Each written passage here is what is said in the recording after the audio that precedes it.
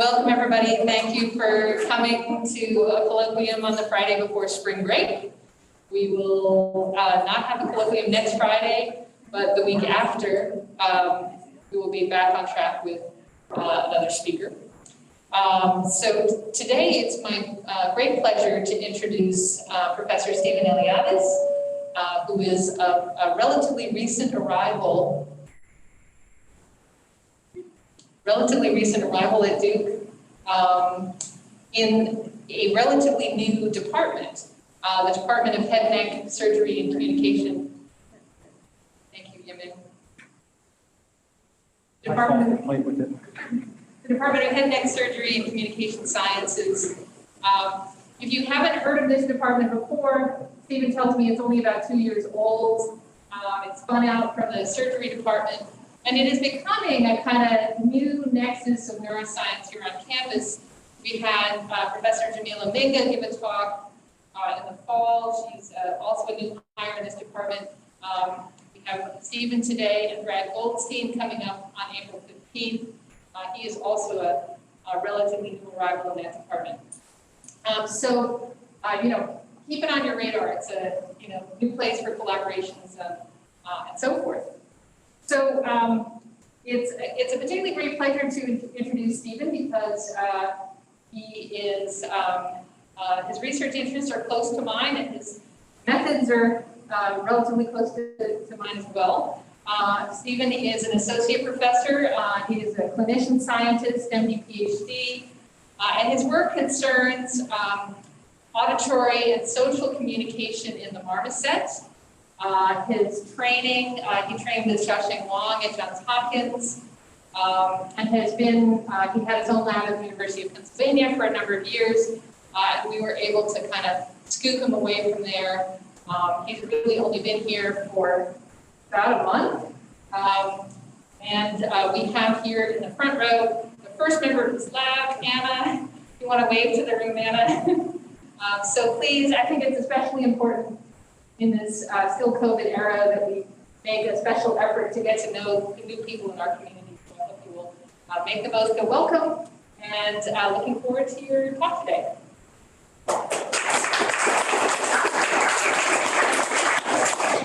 Thank you, Jenny. Thanks for that introduction.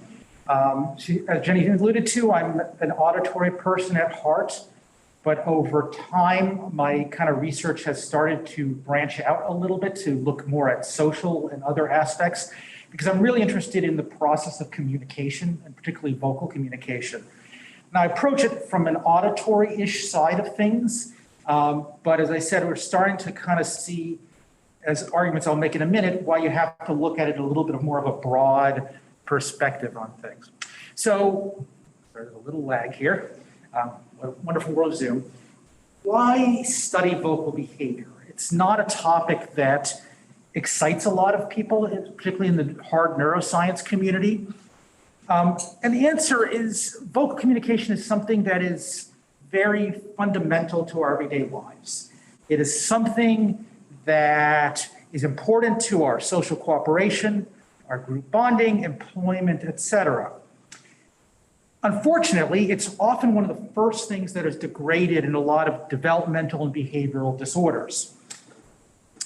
And the underlying mechanisms are kind of difficult to study by comparison to a lot of other things we look at.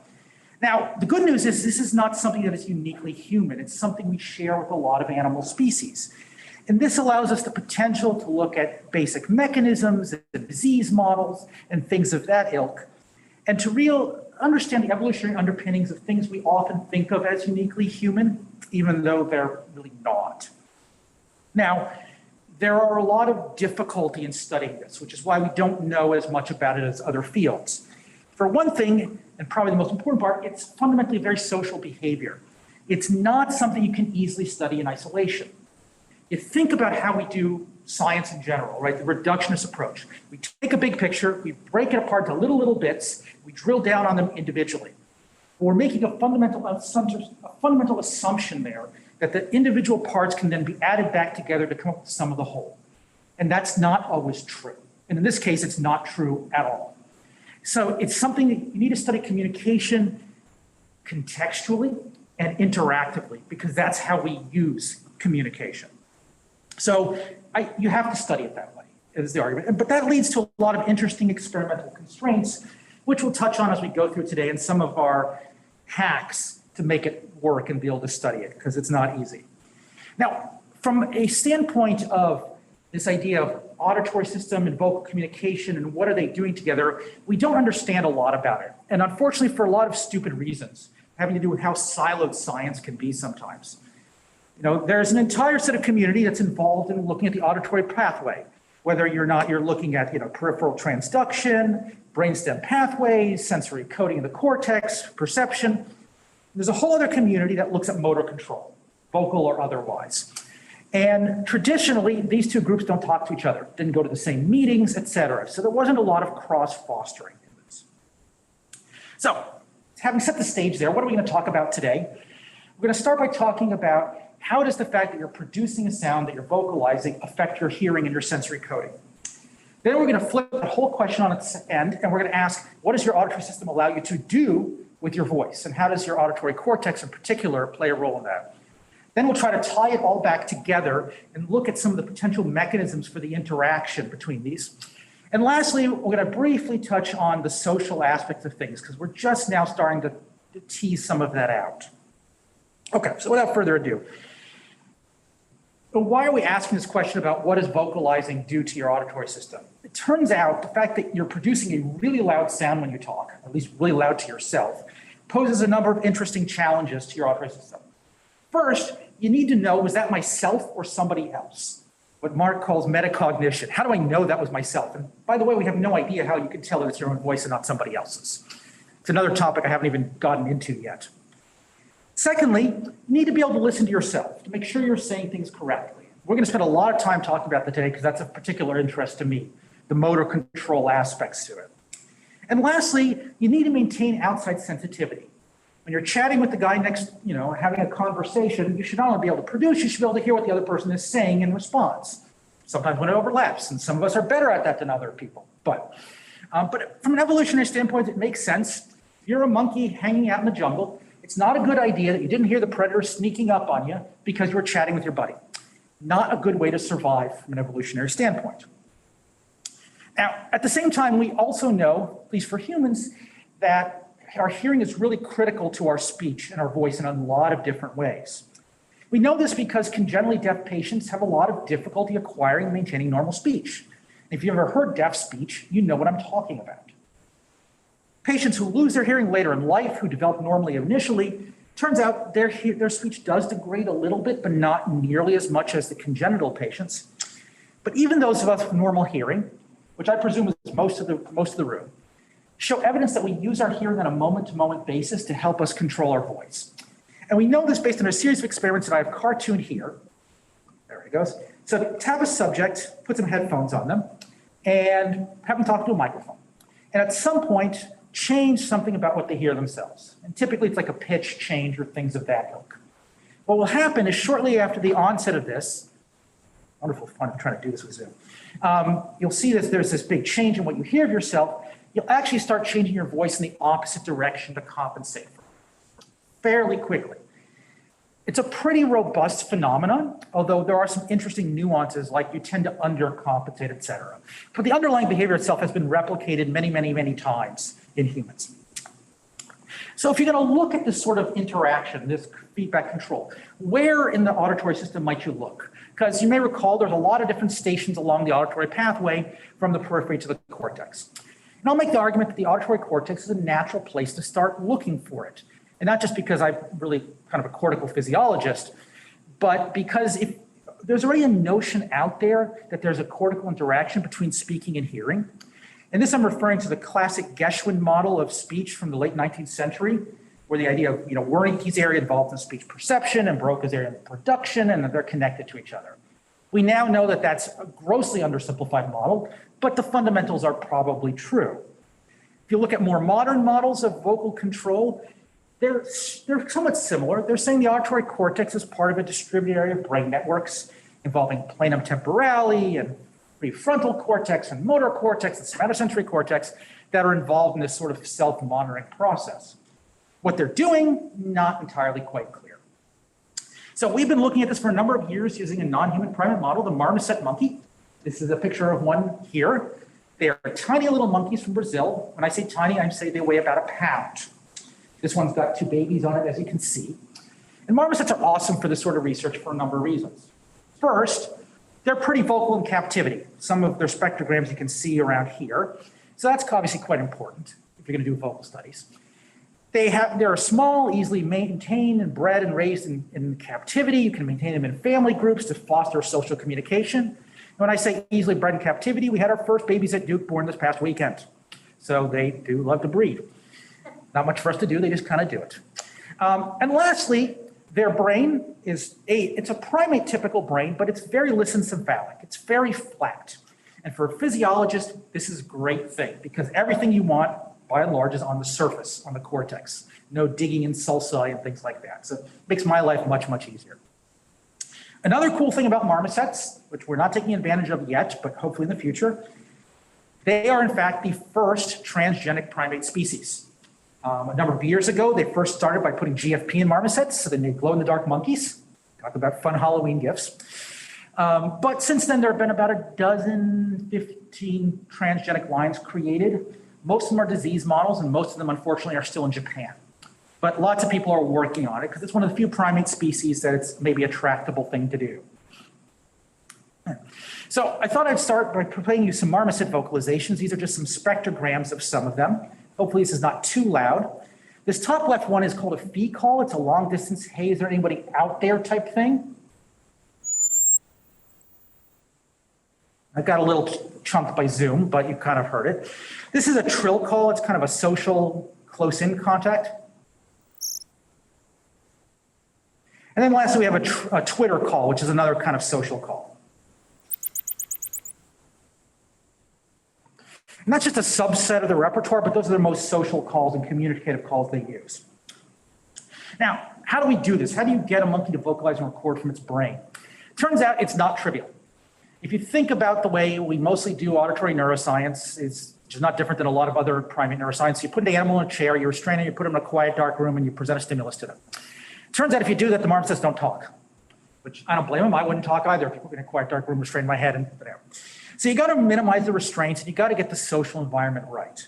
So a number of years ago in grad school, and for all the grad school students in out there, there's just evidence that stuff does finally eventually happen. It just takes forever. We set out to try to figure out how you can do this experiment. So first thing we did is we ended up developing an implanted electrode array suitable for marmosets. This is called the Warp 16 array. It's now sold by Neuralinks. Basically, it's just a series of guide tubes with individual sharp tungsten electrodes that you can kind of push down with an external device. And so it gives you actually pretty good, stable, single unit recordings from multiple electrodes. And you can scale them up and down in size, et cetera. You can actually fit 4 of these arrays on a marmoset's head in different locations. This also allows us, another thing to do aside from not having to restrain their head, is we actually do our experiments with a free-roaming animal. So we put them in a small cage, and there it is, and allow them to kind of run around that cage. We still are by and large using a lot of tethered recordings, even though there's now wireless systems that are finally getting usable, but these certainly do work fine. Although there can be some interesting fun when the marmoset doesn't like its tether, and that's a whole other lecture we could talk about. The last part of doing these experiments is you got to get the social context right. Because remember, I told you this is a contextual and an interactive behavior. So we actually do our experiments in the monkey colony itself. We put them in this little box, we put them on a cart, we'll wheel them in there, put some microphones in front of them and have them talk to their buddies. Turns out if you do all that, they'll talk. And you can do these experiments. So what does the auditory cortex actually do during vocal production? I've got a video, which I suspect is not going to be audible to the audience, but we will try. What you'll hear on one channel is the monkey vocalizing, and the other will be a neuron and auditory cortex. So let's see how this goes.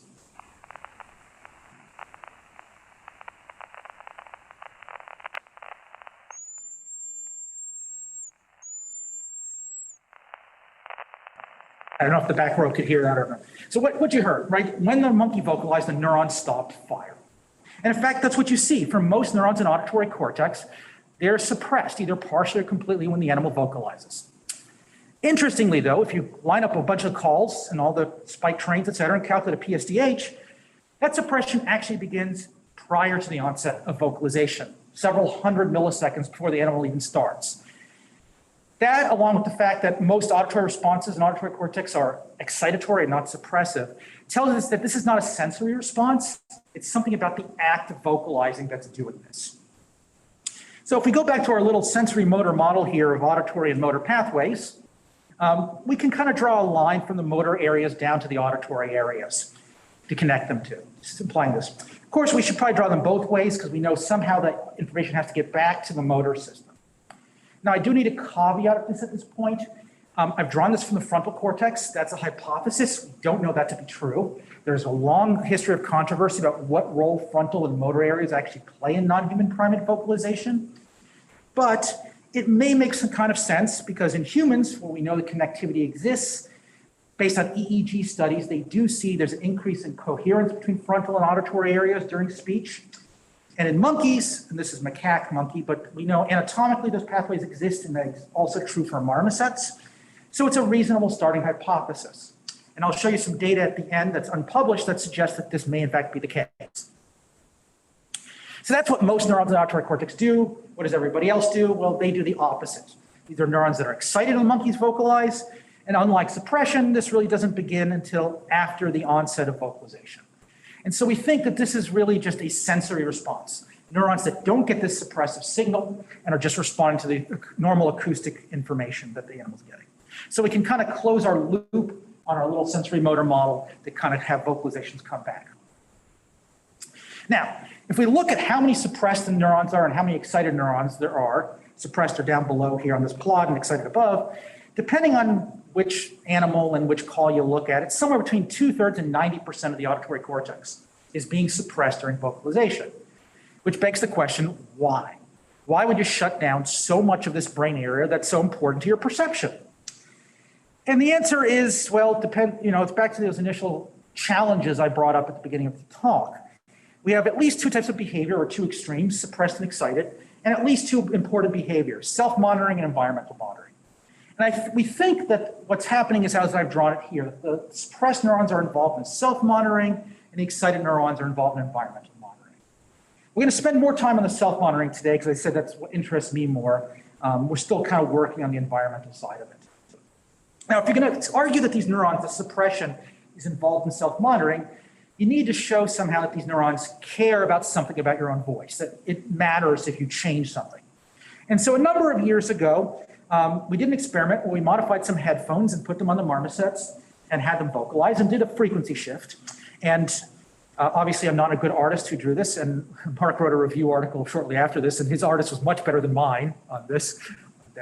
I love to show that figure just to compare to my artwork. And we found this. This is a neuron that's suppressed during normal vocalization. It pops up. And as soon as we frequency shifted the feedback, all of a sudden this neuron started firing a lot. It was no longer suppressed. But if we just amplified things but didn't shift it, didn't really see that effect at all. Now this sensitivity to feedback changes turns out is very specific to suppressed neurons. That if you get a PSTH of a bunch of other suppressed neurons under normal conditions, suppressed, frequency shifted, not as suppressed. But you don't see the same difference for the excited neurons that you do for those suppressed neurons. You quantify that by how suppressed or not they are and how the effects of feedback, you can see it really is just the suppressed neurons that show a real sensitivity to altered feedback. Now, what about suppression makes them sensitive? We'll kind of tease around that as we go on today because we don't really quite have an answer to that. Like, what does suppression really mean physiologically and mechanistically? Okay, so that's what does vocal production do to your sensory coding? Now, as I said, I'm going to flip that whole around and ask, is this useful information? What does this have to do with your ability to control your voice? So again, is there a behavioral role for this information that's coming out? So I guess the first answer question is, do marmosets even control their vocalizations the way we do? So again, we come back to putting headphones in the marmosets. This time I had a better artist for the figure, my former postdoc. And again, we shifted the frequency up or down. But this time we had a computer detecting when the animal vocalizing and then shifting with a certain probability and certain delay, usually about 100 millisecond delay. But that's important because it allows each call to be its own control, to compare during feedback versus before. Normal vocalizations for these marmosets are quite variable, and if I didn't do that, I wouldn't know. There'd be more noise in the variability than there would be in the outcome. And so if you do that, it turns out that, yes, marmosets do control their vocalizations. If you shift up by 2 semitones, that's in red, the animal responds by going down, and you shift down by 2 semitones, the animal responds by going up. And we saw this for both the animals we tested and for all the major calls they made. So they have the behavior. We also looked at the timing of this effect relative to the onset of the feedback. And what we found is that, again, you go down, the animal goes up, we go up, the animal goes down, and that the delay from the onset of feedback to this curve's diverging is about 200 milliseconds. So it's relatively quick. So much so, in fact, that this is pretty similar to the characteristics of how humans do it. Short version is, yes, marmosets seem to recreate most of the human behavior, at least as far as this pitch frequency control. Now, what does auditory cortex have to do with this? So here we have a different neuron that, again, is sensitive to altered feedback. And if we zoom in on the period of time during vocalization, align things not by the onset of the call, but by the onset of the feedback. And first, we'll just look at just the calls when the animal didn't compensate, or didn't compensate quite as much. This neuron was suppressed. And if you look at those trials when the animal did compensate, this neuron was less suppressed over the first couple hundred milliseconds of feedback. Keep in mind, though, I just got done telling you the animal doesn't start compensating until 200 milliseconds. So this difference in activity actually precedes the behavior. It predicts the behavior. You can look at the same thing just on a trial-to-trial basis and get a correlation. Again, you see that if it's more suppressed, there's less compensation, less suppressed, more compensation. Or you can measure this correlation as a function of time relative to the onset of feedback. And you can see before, there's not much going on. But in green here, you can see as soon as the feedback turns on, now there's a prediction or a correlation that goes away once they actually start compensating. So that's for this neuron, showing evidence of this sort of prediction of the behavior. Across a broad population of neurons, we see a relatively similar effect. But it turns out those correlations are kind of widely distributed. But some are positive, some are negative. And if you look at just the positively correlated neurons, that is, increased firing predicts that the animal is going to go up with its voice, which is exactly the thing you want to do for a negative shift that we're looking at here. Now you can see there's a much more robust difference between compensated and uncompensated trials. And if you look at the anti-correlated neurons, meaning increased firing predicts the animal is going to go down, which is what you don't want to do in this case, the curves kind of flip over and they're kind of weak and there's not much of a difference. And you can do the exact same thing for positive frequency shifts, that the guys who appropriately predict the behavior seem to have a much more robust difference. At the very least, it seems like there's almost like opposing populations, some that want to go up, some that want to go down. Maybe that allows you to do like a push-pull behavior. Now, I need to do another caveat at this point. I've talked about like these are two groups of neurons. We don't know that. By and large, because of experimental constraints, this data is basically only tested one given feedback shift in any given group of neurons. And so we don't know that's not the same population flipping its behavior. We have since then collected the data when we could do both types of tests in the same neurons. We're still analyzing that data. So I don't know what the answer is yet. So, okay, great. So now we have a correlation between auditory cortex activity and behavior, but that's still a correlation. It's not causal evidence. To get a causal evidence, obviously we have to manipulate activity. I don't have optogenetics in marmosets yet. It is coming. It does work, sort of, but we haven't tried it ourselves. So we return to an old technique of electrical microstimulation. We use the same electrodes we just got done recording from for months and months and months, and now start stimulating them. Again, triggered with a certain delay during some of their vocalizations. And you do this, this is what we would see sometimes, or oftentimes, that shortly after the onset of the stimulation, there will be a change in the vocalizations, often an upswing followed by a sustained decrease. Now, I've looked at least 1 million marmoset vocalizations so far, all told, and I've almost never seen anything like this in normal control. It is very specific to stimulation trials. You can also look at the timing from that stimulation onset to the peak of that little upswing. It's about 40 milliseconds on average.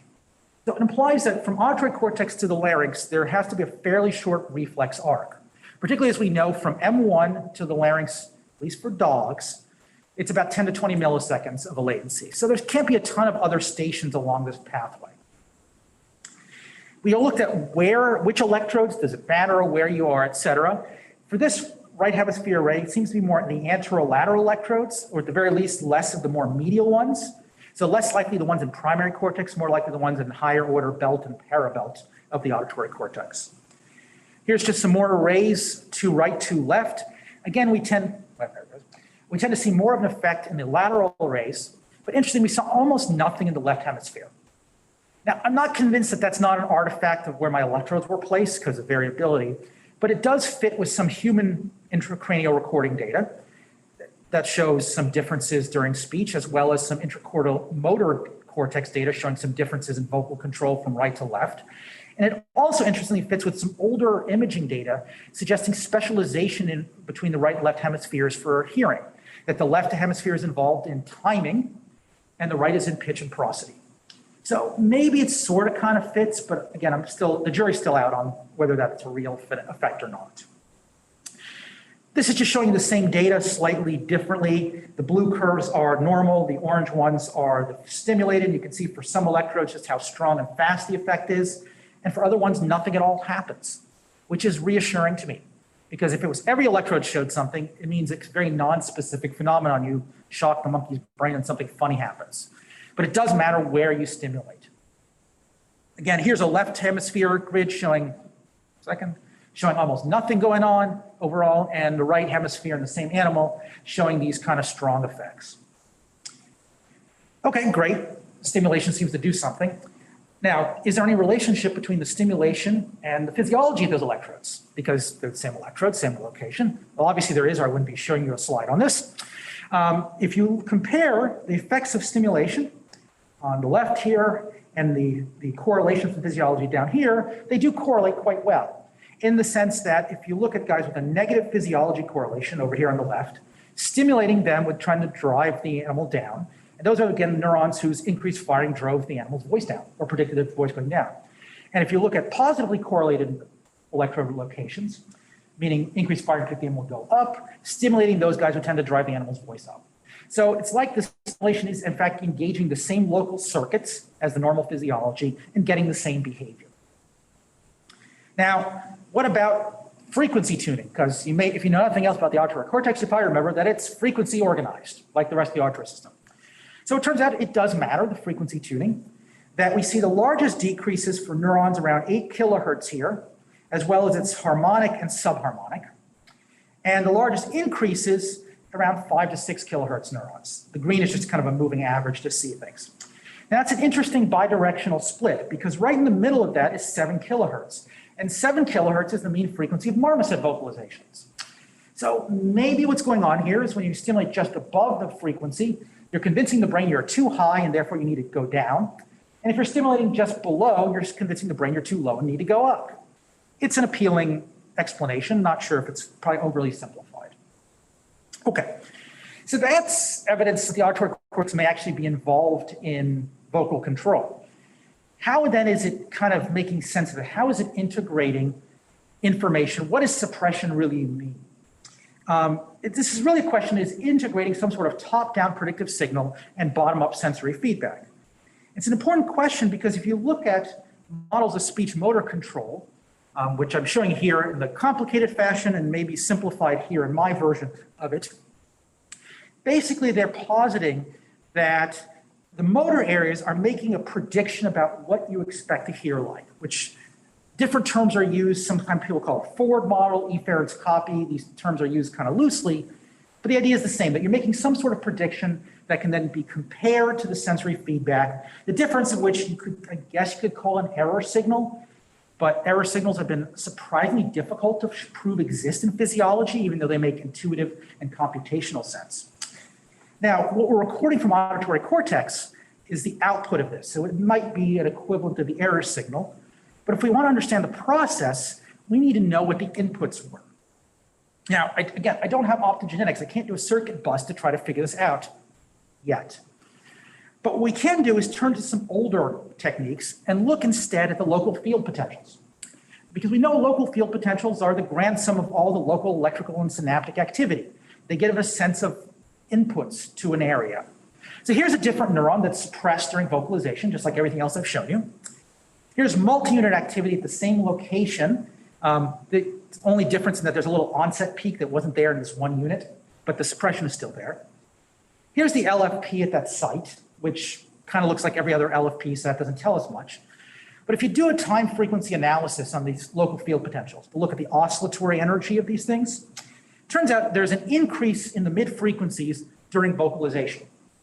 And that increase, interestingly, is centered right around 30 hertz. Now, for those in the know, 30 hertz is the middle of the gamma oscillation range. A lot of things have been attributed to gamma oscillations. They're involved in feature binding. They're involved in sensory motor processing. They'll make your coffee. They'll cook your breakfast. But what we do know at the very least is that they're a locally generated potential. And so the gamma oscillation power is going up at the exact same time the spiking is going down. And it tells us whatever's generating this suppression has to be a local phenomenon. It's not a purely inherited from the ascending auditory pathway. Now, another interesting aspect of gamma oscillations, for those in the know, is they actually come in two different flavors. There's evoked oscillations, where all the phases of your oscillations line up just fine, and there are induced ones, where they don't. And so if we take a look at this one response I've shown you here on the left, we look at the induced component of it, it turns out the vast majority of its gamma power is induced. And only that tiny little onset spike is an evoked component of this response. We look at all the suppressed neurons and looked at their responses, we can see that the vast majority of the gamma power we see is induced, with very, very little evoked, very little difference at the onset. Whereas we look at the excited neurons, non-suppressed ones, at least around them, there is still some induced power, but there's much more evoked stuff going on, at least in an onset. If we quantify it, how much induced gamma power there is compared to how suppressed or excited you are, we see that it's really the suppressed guys who have this induced power, much, much more so than any sort of excited neuron. So is the induced power a marker of this local inhibitory process, this top-down process? It's certainly appealing. One thing else we know about in gamma oscillations is they do tend to correlate with parvalbumin and positive interneuron activity. So maybe that makes sort of sense. Another interesting thing that is they do correlate with the same suppression, but also the onset. Remember I got telling you about the pre-vocal suppression? Well, it turns out you can see that the gamma oscillations, the induced, actually also increase before the onset of vocalization. So maybe it makes kind of sense to us. What about sensory processing, just purely sound hearing? So this is a different neuron during vocalization. Again, it's suppressed during things. This is the same neuron when we just play back the monkey's own calls to him when he's just passively listening. You can see obviously there's a big difference in what's going on here. Suppressed during vocalization and just excitatory during playback. Here's the vocal gamma oscillation results, which again is mostly induced power. And here's the playback results of the gamma oscillations, where the induced power is actually decreased, it's all evoked. So there really is a big difference here in the activity between listening and producing. If you look at the difference between vocalization and playback, the total gamma power, you can see that there's an increase for the suppressed guys on the left, but not for the excited guys. So something is definitely going on different for suppression, whereas excited guys, again, it seems to be a purely sensory response. At the very least, we can say that sensory responses evoke an oscillation while production induces one. One last point on the gamma oscillation about frequency tuning, because people always ask about it, is there a relationship? In general, this is just a scatter plot, and I'm going to show you a moving average, which is easier to see. There's some frequency specificity to the suppression spiking, but it's not specific to the vocal frequencies, which are the gray bar. But there is for the evoked oscillation, which makes sense if it's a sensory feedback. And there is for an induced oscillation. So if this induced is the top-down marker, it is specific to which neurons it seems to be targeting. Okay, so the next question to ask is, okay, if there's this top-down signal, where's it coming from? And is it from the frontal cortex, like I've suggested? And we go to now, people have done recordings in marmoset frontal cortex, both premotor and prefrontal, before during vocalization. This is not my data, it's some of my friends and colleagues, and there is activity there. So, okay, that's something to look at. So we started recording both simultaneously frontal and auditory cortex in the marmosets while they vocalized, and to try to look at the interaction of the two. Now, because there's spiking suppression in the auditory cortex, it's kind of tough to actually do this analysis on spiking. So we go back to the LFP and the oscillation data, and look at them in auditory cortex first. And you can see for the time frequency plots, In the high frequencies, which is the high gamma, which correlates with spiking, it's suppressed. Nothing surprising there.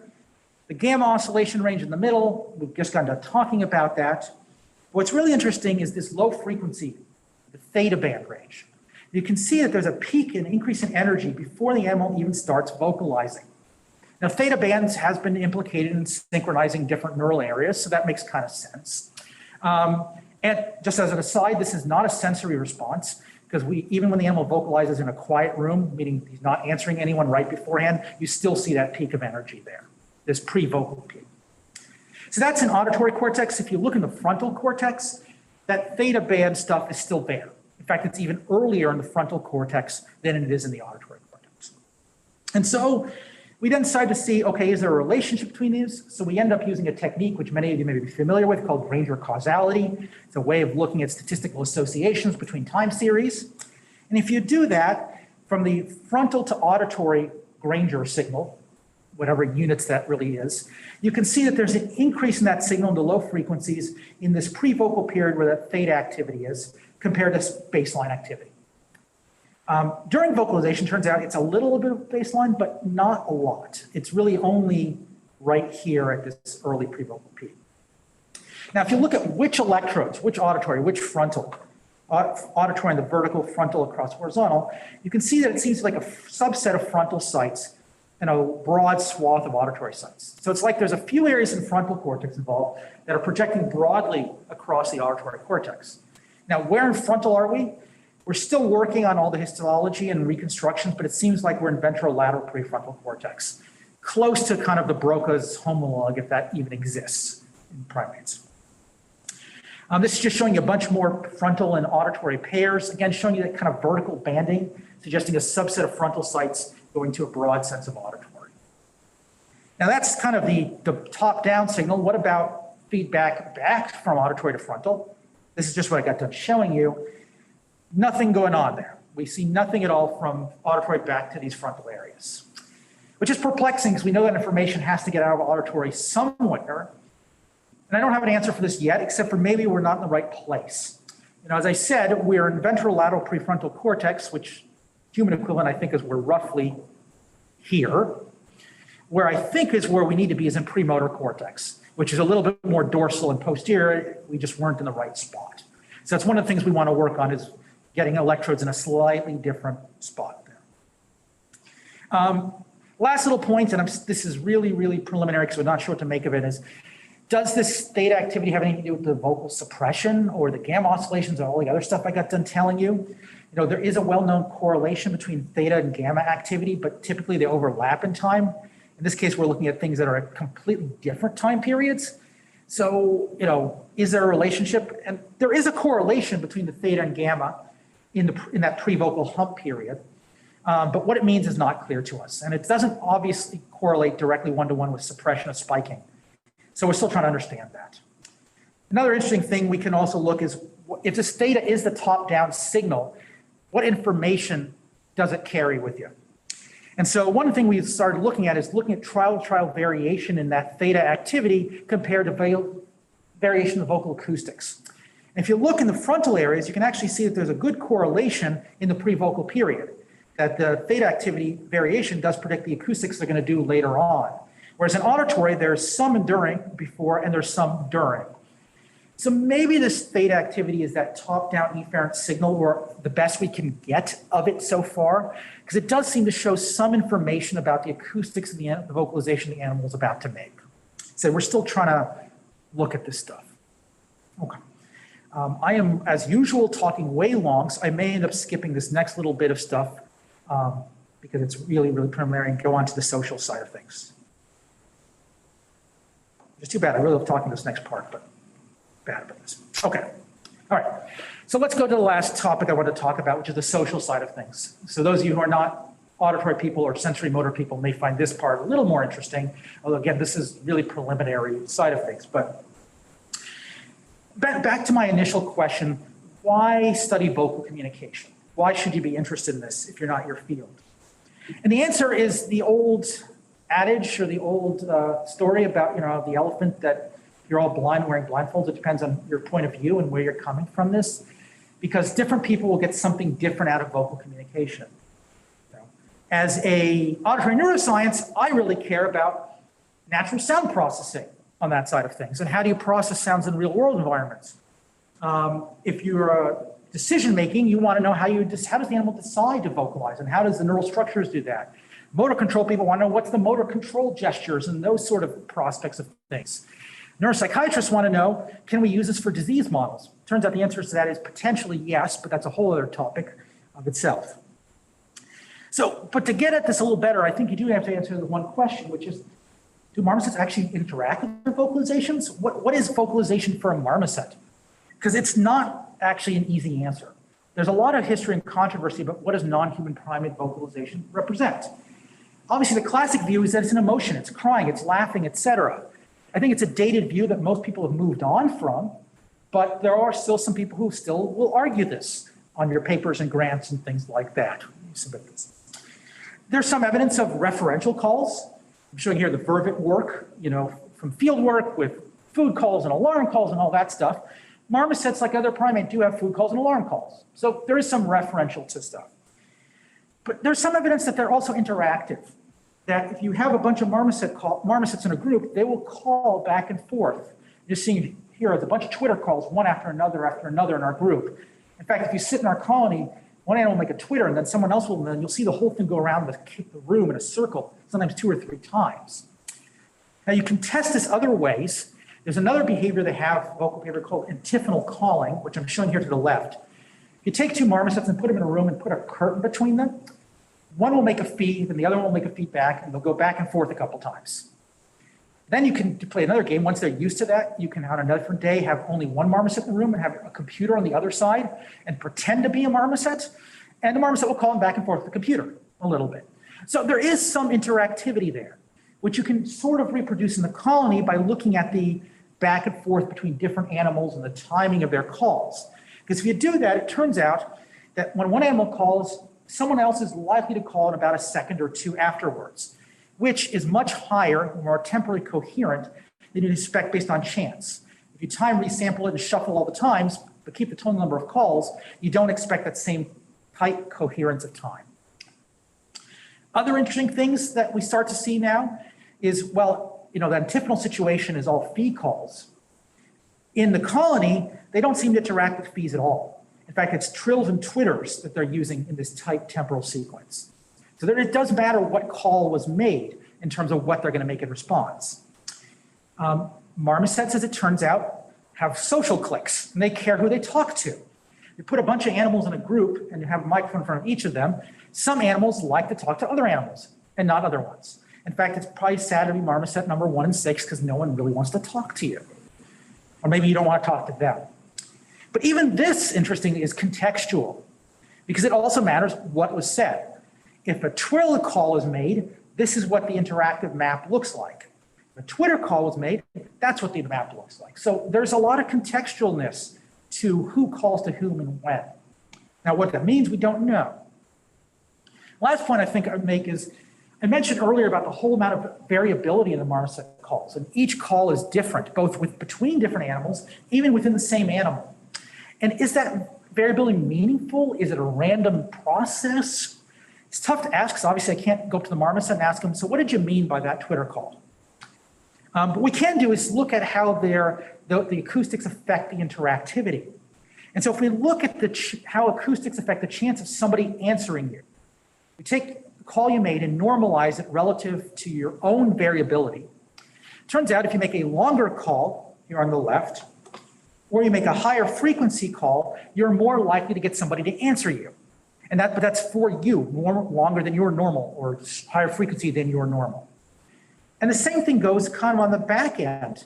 Now we look at from the receiver side of things, I mean the person answering, and now you know they're answering it, but you can look at how does what they heard affect the acoustics they are going to make. And so it turns out if you have type of call makes things, so if they heard a fee or a trill, they're going to make a longer call, whereas if they might make a higher frequency call if they heard a fee or a trill fee.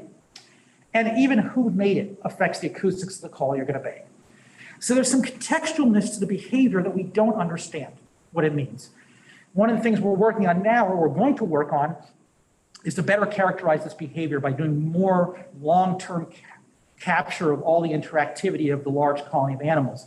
And then we're going to pair it up with neural recordings, like everything else I did before, to see if we can start looking at some of the neural signatures that lead to those controls and those decision making.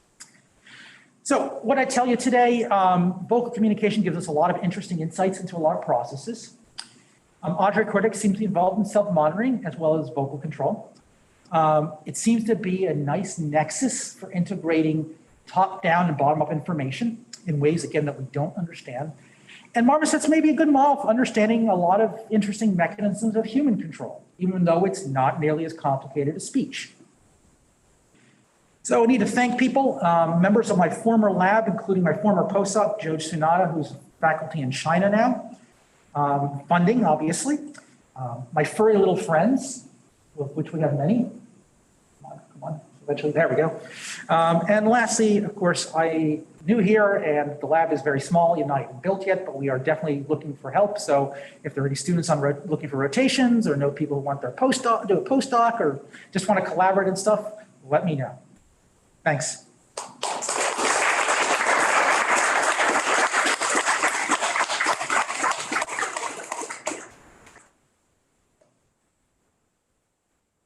If you're still awake, I'll take questions.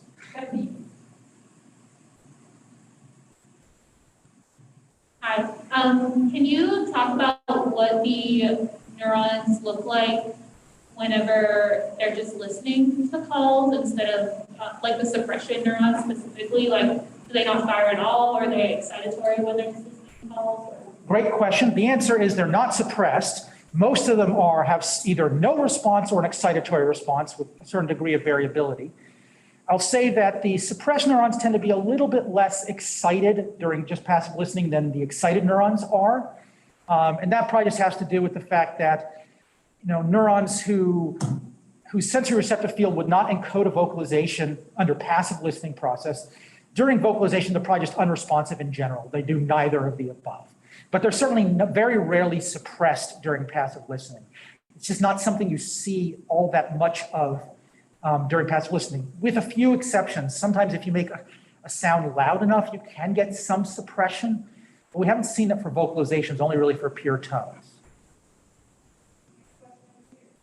Hi, thank you, great talk. How dependent do you think this pre-vocalization suppression that you're seeing is on hearing experience? It's an excellent question, and the answer is we have no idea, because you're really getting at developmentally, how does this come about, right? How do they know what to do? And the answer is we don't know because, well, it's difficult to test, to say the least. How do you get the physiology? I mean, you could deafen the animals, and it's definitely been done for deafened marmosets and see what happens to them. Turns out they're psychologically bizarre animals. But then how do you look at this sort of processing process? We've never done physiology in those animals, especially because then how do you restore the information and do that? That may be something that's actually easier to do in humans, it turns out, because you have cochlear implant patients. And on my other hat as a clinician, it's something I do clinically is do cochlear implants. And we've actually tested the feedback control behavior in CI patients, cochlear implant patients, and they do have the behavior, although you have to really push the boundaries of how much feedback change you have to do to get them to hear it and to do anything with that. So that's one population where you could actually then look later on, because they've had their hearing restored, and what does experience and things like that play in it? Because the real answer is we don't know, because it's not something that's easily studied during development. Ideally, if you could kind of change their feedback longitudinally and see how that did, but again, it's not a trivial experiment to do. Is there an effect of this sensory prediction on a shorter time scale, meaning how long does it take them to figure out that this feedback is abnormal? That is a tractable experiment to do. You could change it for 20 minutes and see what the time scale of it is. And it's on our to-do list to look at what's the learning process, at least over short time scales. Great, thank you.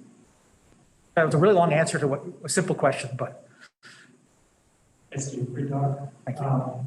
I was curious about your finding of the increased theta band activity in the frontal cortex remotor period that's then followed by a decrease in the theta band during actual vocalization. Yeah. And I was thinking about how if this is if it's a correlate of inference copy signal setting from motor cortex that's corresponding to the suppression that you see in auditory cortex. I'm not clear on exactly how you would then get suppression through our vocalization if it doesn't persist. Nor am I. One thought I've had is that what we're recording from a prefrontal is an initiation site and not the actual next stage, that maybe the frontal areas is sending to the next stage, which would be premotor and then top down. You know, if you start looking at some of the emerging stuff from Broca's and premotor and things like that, and some cooling studies that were done by Mike Long at NYU, he's shown that if you cool Broca's area, you kind of screw up the initiation and the overall like cadence of it, but not the timing of individual syllables. So it's like there may be multiple stages and we're just one stage up from that. That's one thought I've had to try to explain this, but the real answer is I don't know yet until I actually can get some electrodes in a different spot. I don't know where to look for it. I don't have any anatomic markers with an intact skull, so it's kind of a blind insertion of electrodes and say, and what I get is what I get. We're still trying to figure out how to find it. You also see offset responses in the data. We've never looked. We've only ever really done an onset align. That's a great question. I'll have to go back and take a look at that. Yeah, I don't know.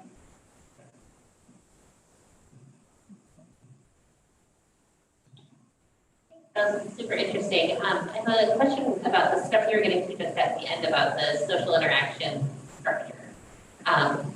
So I have one just totally naive question, which is what do we know about the social group structures that marmosets can confine themselves in? And in the various data that you showed us, is there also, from what I understand, you typically have a couple of individuals from which you're recording lots of neurons. That's the big. So I'm just wondering how that might be modulated by who the intended recipient of the message is, if you're talking to a family member or all great questions. What little we do know is from antiphonal calling with the back and forth feed, where they've tested, you know, especially when you have a computer, you can test whoever you want as the target. And it does, the social hierarchy and who it is doesn't matter. You're more likely to call back to someone who's a cage mate. You're more likely to call back to a female than a male, regardless of your own gender. That's about as much as we know with those kind of social hierarchies, because it's tough to get a lot of that data and test a lot of those situations, especially in antiphonal, where you've got 20 minutes per animal per day, 2 days a week, maybe where the behavior extinguishes it. So one thing we're hoping this kind of social arena with like longitudinal recording in the colony, where we can capture everybody over months in a stable colony, that we can tease those out, we'll have many more interactions to work with. So it probably does matter, but in ways that we don't understand yet. Hi, thank you so much for the talk, super cool work. I had a question about the acoustic feedback experiments. So when you give acoustic feedback, do you see any long-term learning behavior where the pause, for example, shifts? Either is it more of a transient response? So the answer is yes, in different ways. So most of the stuff I showed you was very transient, like triggered stuff. Some of the earlier work, we actually did do like a constant feedback shift for an hour, and we would see an effect on that one in one animal, but not the other. Xiaoqing Wang, my former PhD advisor, did have one paper with another student since then, where they did more of a jamming of avoidance, similar to some of the songbird or electric fish work, where they would, if the animal's call was too low at a certain frequency, they would start blasting a little white noise, and over time they would get the animal to shift its vocalizations up. That wasn't fast like what I'm showing you. That was like, took days to do it. But interestingly, once they did that, if they ever put the animal back in that same situation, but did not play it, just putting them back in the situation, they'd immediately shift their vocalizations. So the answer is yes, there is evidence for that, but there's like one paper on that. Can I ask a question from the Zoom audience? Go for it, Marty. Hi there. Very nice, very interesting presentation. I particularly like your endeavors to use different measures, including both spiking and dendritic field potentials, and your endeavors also link it to things in humans. Of course, maybe that's part of your clinical.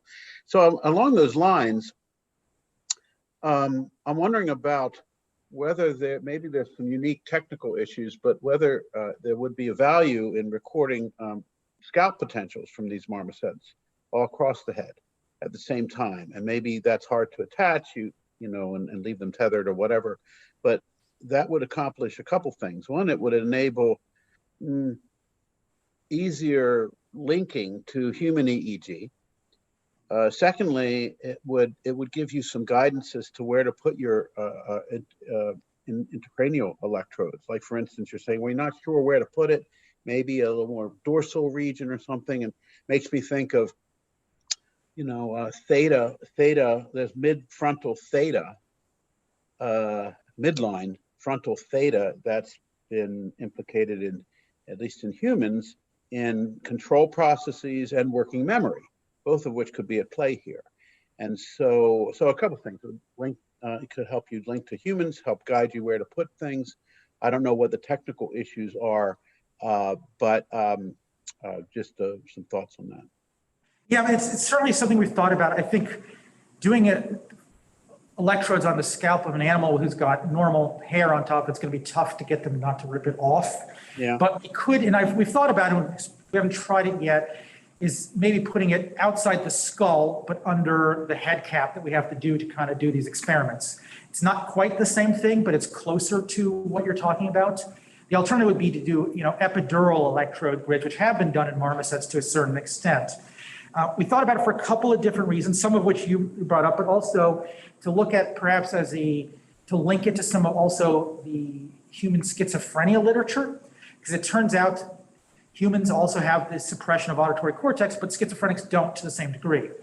And to try to link it up there, because obviously it's not a one-for-one microelectrode versus surface stuff, we've thought of kind of do simultaneously skull surface, low impedance recordings along with the physiology, which haven't tried it yet. Okay, thanks. Are there any other questions for the Zoom? If not, then let's all thank Dr. Eliades for a wonderful talk.